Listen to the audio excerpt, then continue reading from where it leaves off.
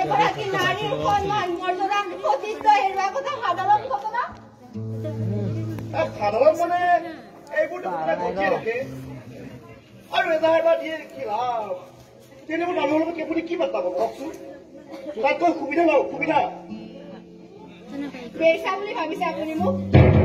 সুবিধা বিচাৰি দেহ বিক্ৰী কৰা নাৰী বুলি ভাবিছে? বলাৎকাৰ হৈছে মোৰ ওপৰত। বলাৎকাৰ। খং নকৰিব, খং নকৰিব। বহুতে মানে এই বলৎকাৰৰ মিছা কেছ দি সুবিধা আদায় কৰেতো, মই সেইবাবে আপুনি মোৰ এজাহাৰ ৰাখিব নে টিভি চেনেলৰ আগত আপোনাৰো মুখা খুলিব লাগিব? পুলিচৰ চাকৰি যিহেতু এজাহাৰটো লিখিবই লাগিব। আপুনি ইয়াতে বহক আৰু এজাহাৰ লিখক।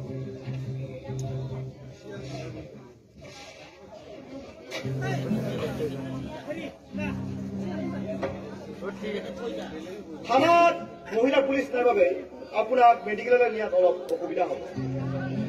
আৰু মেডিকেললৈ গৈ বা কি লাভ?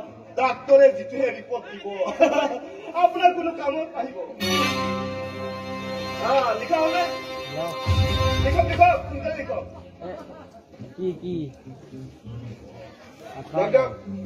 সোনকালে কৰক, মোৰো সময় নাই, যাব লগা আছে।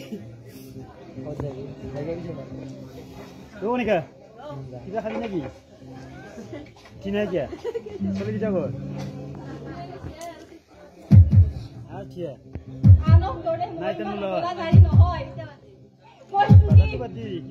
আপোনাৰ মিনিষ্টাৰক কৈ দিব বাবুটো কয় কমৰালৈকে জুখিম।